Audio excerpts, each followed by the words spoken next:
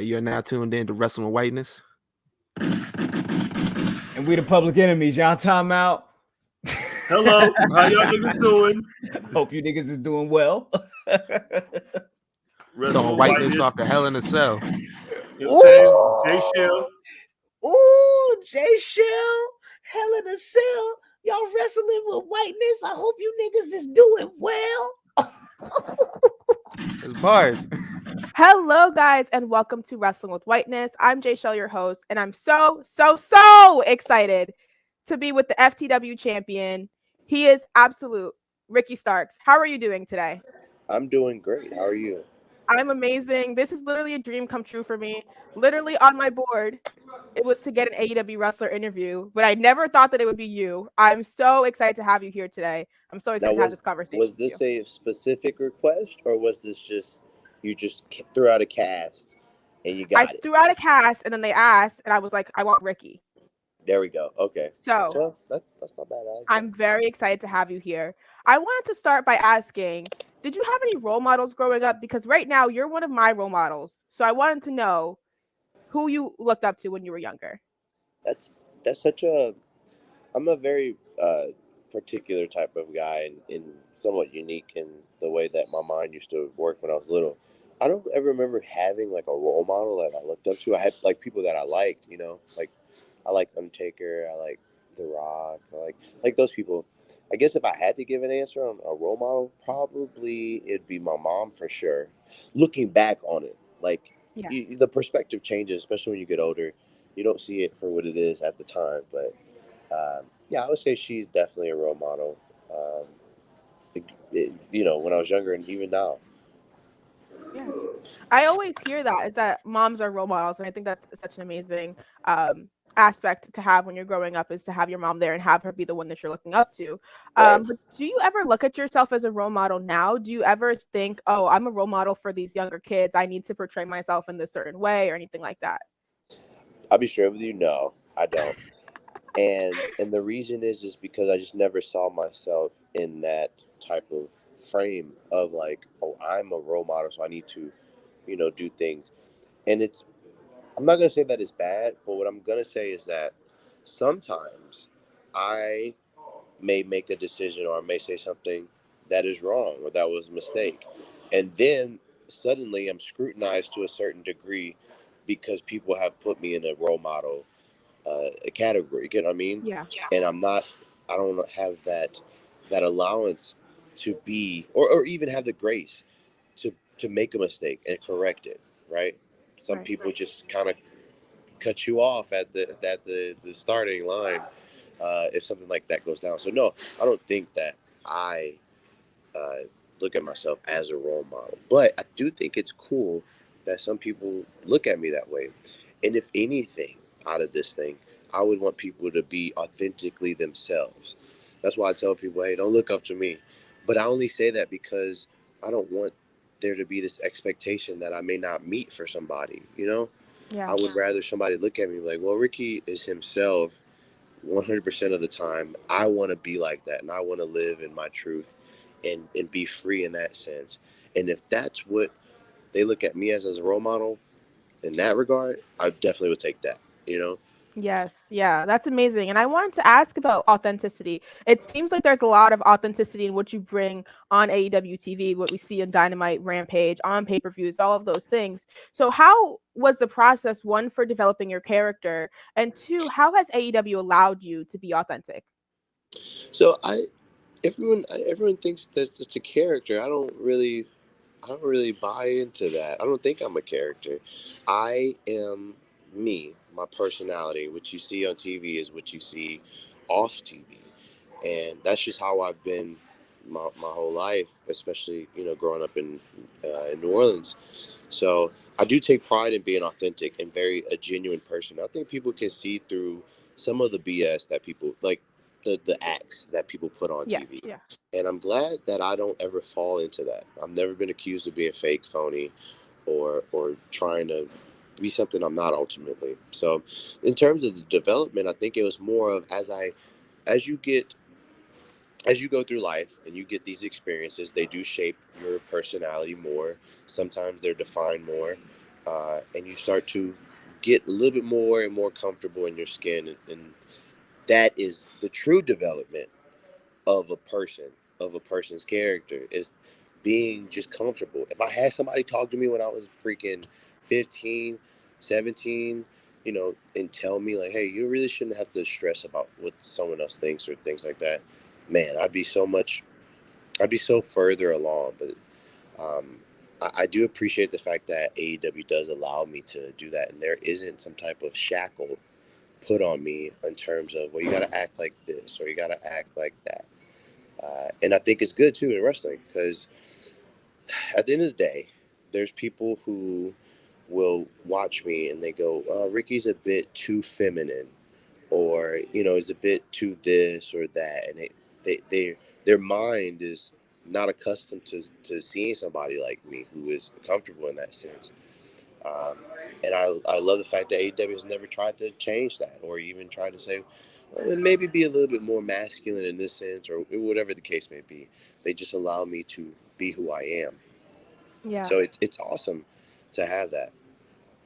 Well, one, I'm 17 and you just told me that, so I'm going to take that to heart.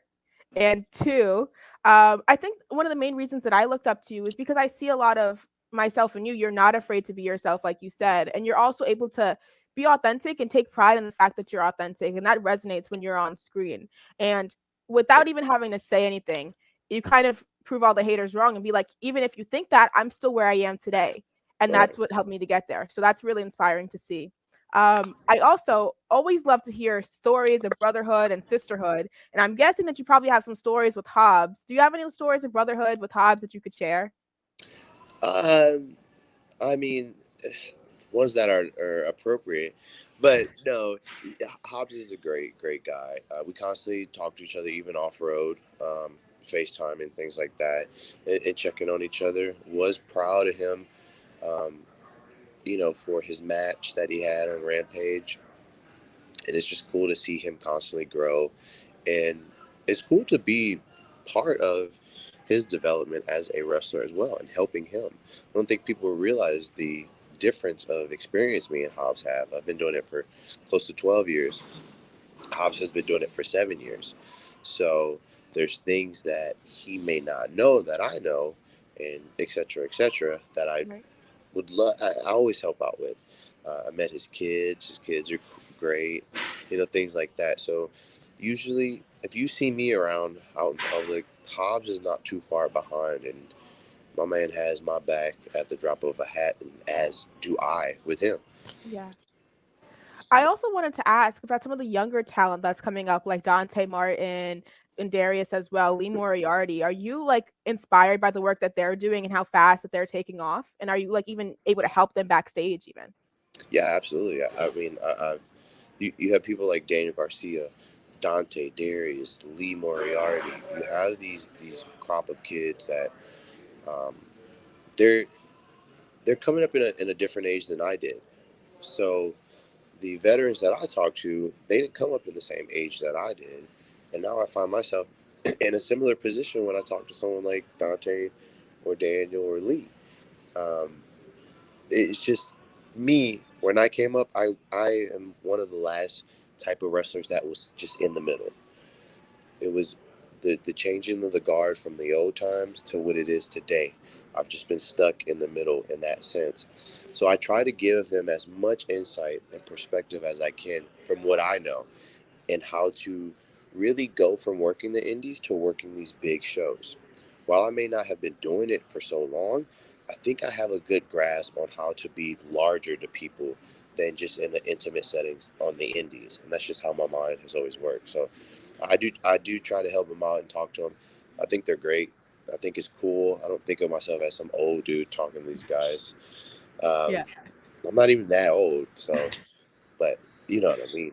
You are very young, yeah, but you do have a lot of experience. Your veteran experience makes you seem a little bit older. Right.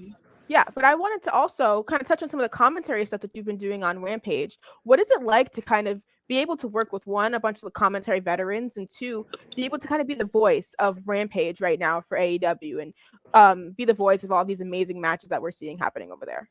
It's cool because there's really no one in my position right now doing it. I really tried to think who is an active wrestler that is also doing commentary. And I really haven't thought of anyone, unless I'm wrong, let me know. But I think it's cool to be that type of like, benchmark, that bar for people moving forward. I know looking back, maybe 10 years from now, this would probably be a really cool thing that I've done. There's been moments where I couldn't really see it for what it is in terms of, well, I want to be in the ring and, stuff like that. At the end of the day, I appreciate the commentary. I appreciate working with these people who have helped me out. JR, Taz, Excalibur, Jericho, Tony Schiavone, people who really care to see me try to succeed. And I've been holding my head above water a lot, especially with some of these memorable matches we have, and making sure that I'm not a detriment to the wrestling match or the wrestlers themselves. So it's awesome to do. I love it. I love having it in my back pocket, but sometimes you gotta see things for what they are, and that's honestly it's a great opportunity to have. Yeah, you're one of my favorite parts of Rampage. I love hearing you on commentary, especially when you're having little conversations with Taz. I love that. I wanted to ask about the FCW Championship. What does it mean to be able to represent this championship? It's such a legendary championship, amazing lineage, and have it be represented in AEW.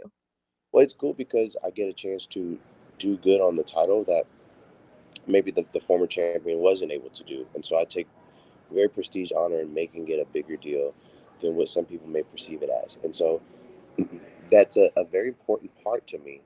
I do the best that I can with what I'm given and what I can control. And, making sure that this title carries on the legacy that it has is a very important deal. Very, very important deal, especially from having an original title from 1998. That's crazy. Yeah. One of the big things that we just found out about, the Who We Are album is about to come out. Are you excited for this? What was the process like making your song, all of that stuff? I think it's a great album.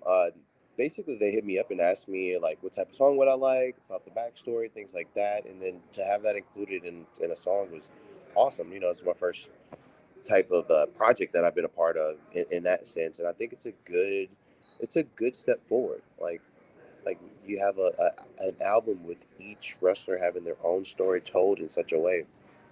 It's great. I think it's out already, actually. Oh yeah. I think it came out like this morning. There's different previews of it on Twitter right now. Yes, yeah. We heard Hobbs version. A couple of my friends helped to make the Hobbs tracks. So I'm very excited about that. Yeah. I wanted to see if you had any advice for upcoming wrestlers. Whenever I get to talk to a wrestler, I always want to see if there's any knowledge that they can pass on to people who are about to go to wrestling school or currently in wrestling school. My biggest advice that I can give is you don't do it if you don't love it. Don't do something, and this still goes beyond wrestling, but don't do something if you don't truly love it, if your heart is not in it, if you're only doing it just for a sub-level appearance. Like I say a lot of times, sometimes people, I think, get into wrestling because it's like getting a little patch and putting it on your jean jacket. Yeah. You know what I'm saying? And then what happens 4 years, 5 years from now? You don't wear that jacket anymore. So do it only if you really love it. And if you really love it and this is what you want, then go 1,000% into it.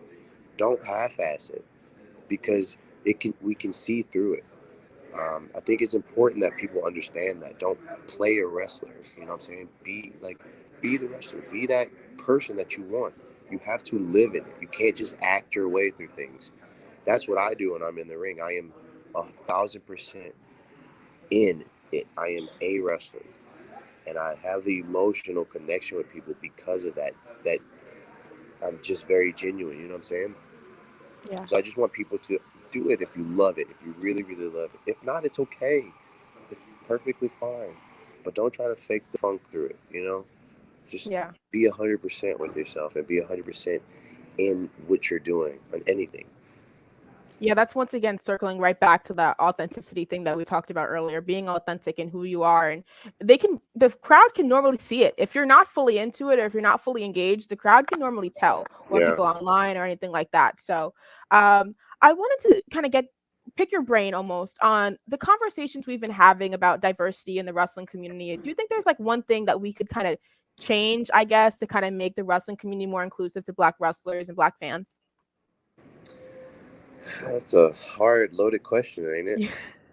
I mean, I already deal with my issues with not being dark enough from certain aspects of wrestling fans, and maybe my opinion is not or hold any merit, you know. But I'm not sure what we can do, because I don't think anything we do is always good enough for individuals, right?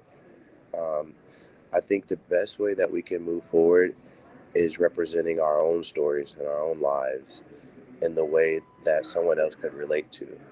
And my representation of my life and the things that I've gone through is different than yours, or it's different than Hobbs, you know. But it's important to be the flag bearer for that particular experience. So that way someone can relate to you, and then they go into something else doing the same thing with the same type of confidence. And it's just a building, trickle down effect. It's not going to happen overnight. It really ain't. But, it's a hard question to really ask. And it's not as easy. It's really weird. People think on Twitter or TikTok, or like, these social issues are just a very, no pun intended, but a black and white easy fix. It isn't. It's If not. it was, we would have handled this. We would have handled racism freaking, I don't know, 100 years ago. It isn't very easy. I don't think a lot of young people, older people, there's people who don't really get that. It is not easy. Yeah. A lot of my background is in social justice organizing. I've been an organizer for like 4 years or so. So I really understand with what you're saying. I think one of the crucial pieces is getting to tell your story. And that's why I'm doing this project, is to give wrestlers the opportunity to share their stories. So we're able to hear them out. And instead of like jumping the gun and trying to speak for them, allow them to use their own voice. So before I let you go, I wanted to ask, is there anything you didn't get the chance to say, anything you want to plug? I have a couple plugs for you as well, but if there's anything you didn't get to say. I don't have a lot of plugs. I'm a very, basic type of dude. But I'm on Instagram, Starkey Baby, or you can find me on Twitter, Starkman Jones. And those are the main spots you can catch me at. Yes. What are your plugs? Well, we do see you weekly on Dynamite, on TBS, and on Rampage, on TNT. We also have the Revolution pay-per-view coming up on March 9th. Very excited for that. We're going to see you there in some capacity. I don't know what it is yet, but I'm very excited to see you there. Thank you so much. This has been so amazing. I very much appreciate getting the chance to talk to you, and I hope you have an amazing day.